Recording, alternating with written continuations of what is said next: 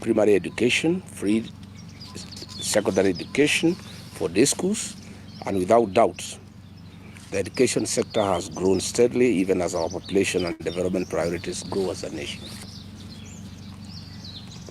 However, some unfortunate truths and discussions must be held now for prosperity, introspection, and national audit.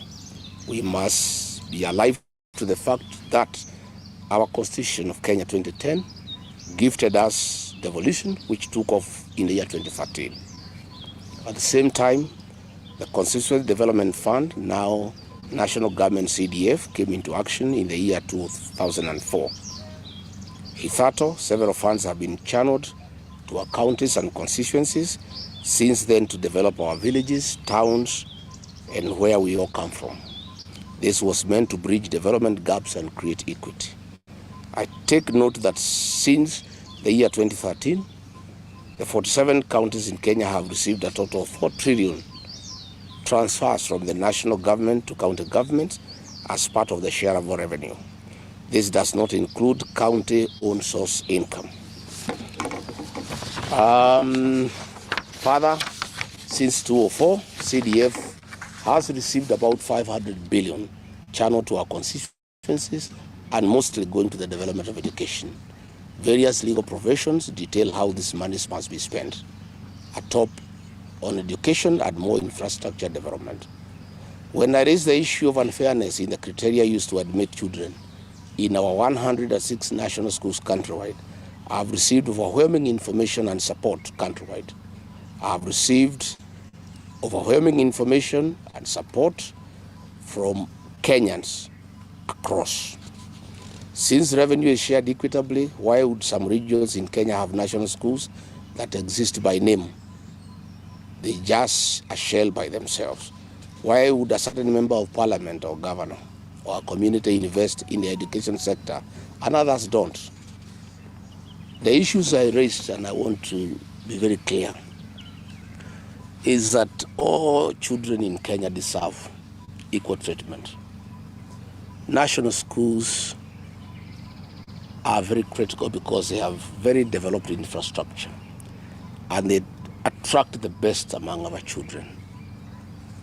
The issue that I raised, and I would like to continue raising it, is that there must be fairness in the placement of children in national schools. I have not insisted, and I cannot, that children of a certain area must go to schools where those schools are domiciled. No.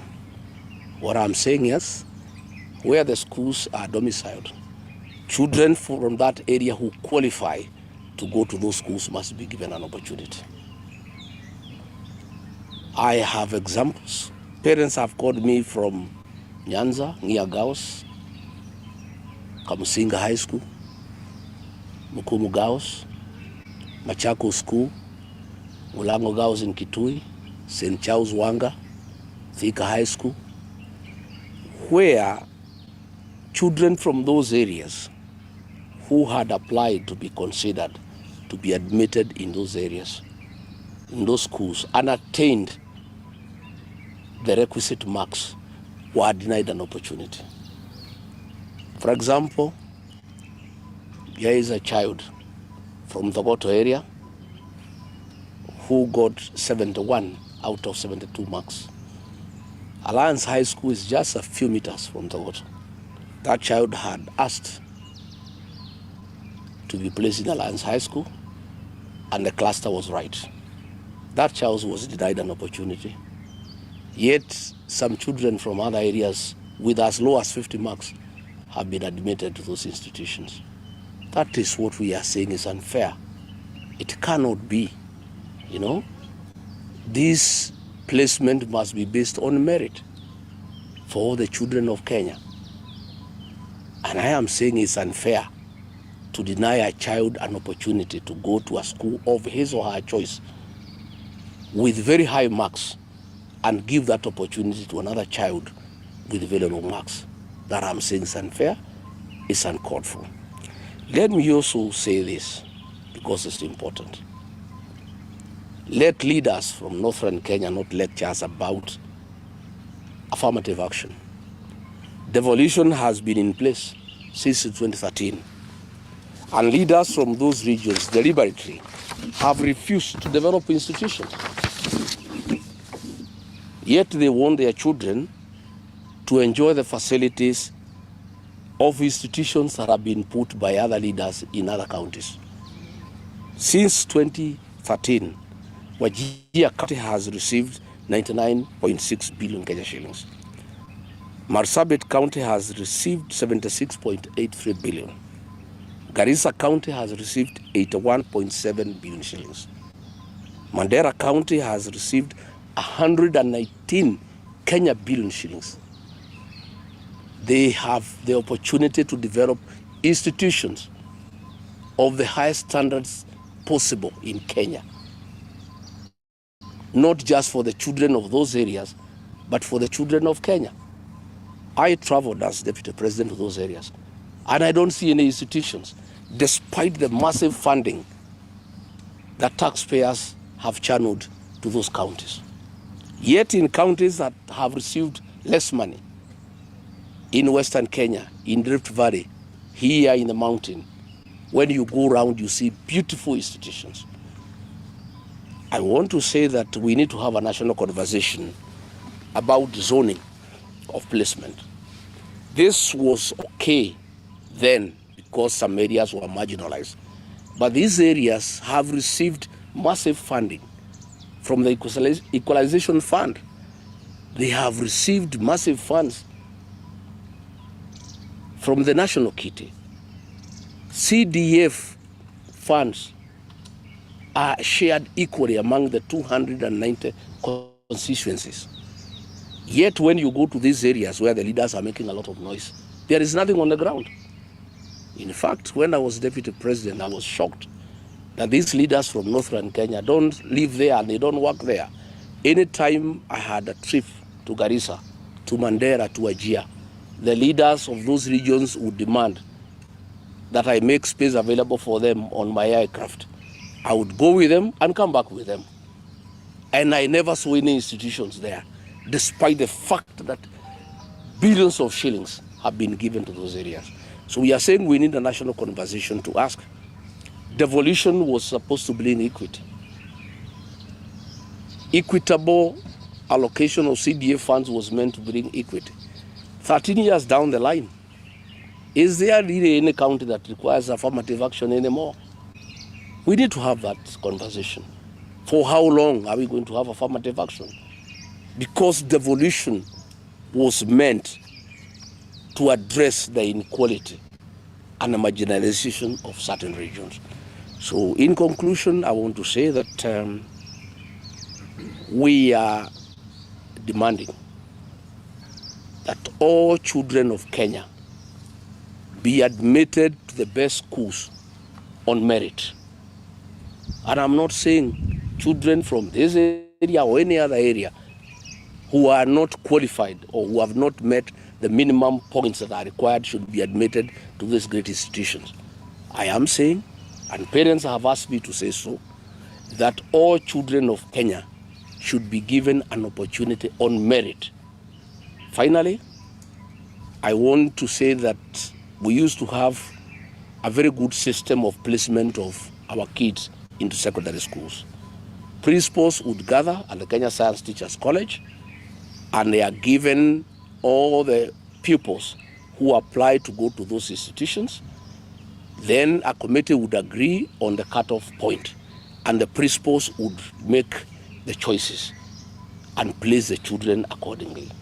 This is no longer the case. The placement of our children has been centralized at Jogoo House, which has brought in corruption, because the bureaucrats sitting at Jogoo House have no capacity to know how to place kids. That is why we have a crisis where kids have been placed in a day school 300 kilometers away from their homes. How do people expect these children to go about their lives?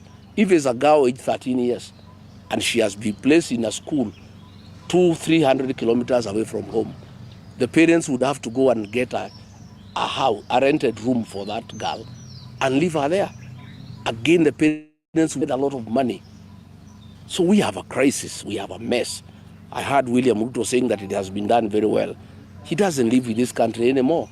He should know and hear the outcry of parents.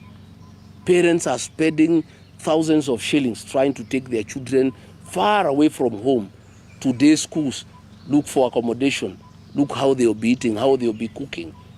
It's a crisis of unknown magnitude. We are saying that it is not right to admit any child to a day school outside a walking distance. And when the principals were doing it, it was done properly because the principals know the catchment area of the secondary school. And then they will do 3, 4, 5 kilometers only. But we have a situation where kids in Machakos have been admitted in a day school in Kericho.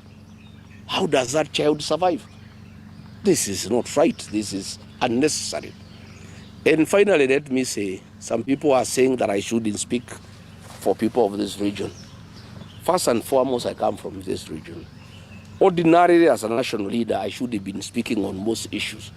But why I speak is because all the elected members of parliament and senators from the Mount Kenya region were bought by William Ruto, and they no longer speak for the people. They hear no evil, they see no evil. Therefore, somebody must speak.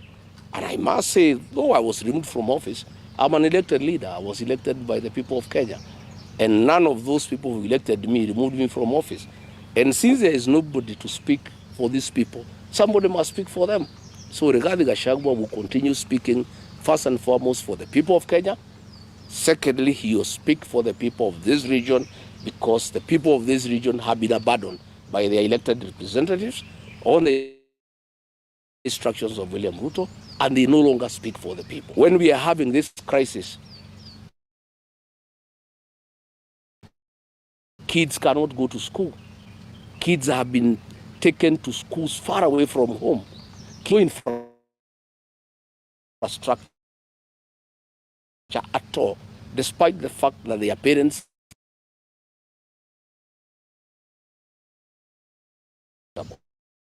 I must speak to this issue. That is why, like here in Nyeri, when I came last night, people around Kiganjo, around Kericho, and business people have come to see me because they have information that Kiganjo Police College that was developed by the colonialists want to be relocated to Baringo and West Pokot by Murkomen and William Ruto. And that means the people who have been supplying foodstuffs, who have been supplying other essentials to that college will be rendered out of business. Yet the MPs from this region are quiet. The senator is quiet. Somebody must speak for the people of Nyeri. And that does not make me tribal. I'm just a responsible leader. And I want to say nobody will intimidate Rigathi Gachagua from speaking for people who elected him and who trust him and who depend on him to speak for them. And anytime I speak for the people of this region, I am called a tribalist. Yet when leaders speak on behalf of the people of Western Kenya, nobody calls them tribalists. I have seen the people of Northeastern Kenya. Anytime one of their person is touched, the whole community is up in arms. Nobody calls them tribal. Yet when I speak for 150,000 rice farmers in Moya, I'm called tribal. I want to say that I will not be cowed, I will not be intimidated. Anybody can call me whatever you want to call me. I must continue to speak for the people. And as you know, the slogan of my party is listening to the ground. I only speak for the people because they tell me to speak for them. This placement of grade 10 kids is a serious crisis, not just in this area. You know, people have called me from all over the country, thanking me for raising these issues. And I want to invite a national conversation around the issue of the quota system. Is it necessary anymore? After devolution for 13 years, after money has been allocated for equalization fund, after every constituency is given the same amount of money for CDF, do we still need the quota system? Is it not time that we said all national schools are available to all the children of Kenya on merit? We shouldn't have two standards, one for some areas and another standard for some other areas. Yet those areas that are being given low standards have received billions of Kenya shillings to upgrade institutions. So I want to tell the leaders from northeastern Kenya, please leave Eastleigh and South Sea and go to northern Kenya and develop institutions. You have serious money. All this money, what are you doing with this money? I've been to Garissa, I've been to Wajir, I've been to Madera, I've been to Marsabit. I don't see schools. I don't see any institutions. Yet, from the books, you have received billions of Kenya shillings. If the people of Wajir, the county government, decided out of the 99 billion they have received, put aside only 9 billion, at 3 billion per school, they would put up 3 great institutions in Wajir of the highest standard possible. Yet they have received 99 billion, there is nothing to show for it. So let the leaders from that area not cry about being profiled. They are not working. They have not spent their resources prudently. They should use the money that have been allocated to them to put up institutions like the rest of the country. And they should not intimidate the rest of us when we say that those institutions developed by our ancestors, by communities, should also benefit the children from those communities alongside other children from the people of Kenya. Thank you very much.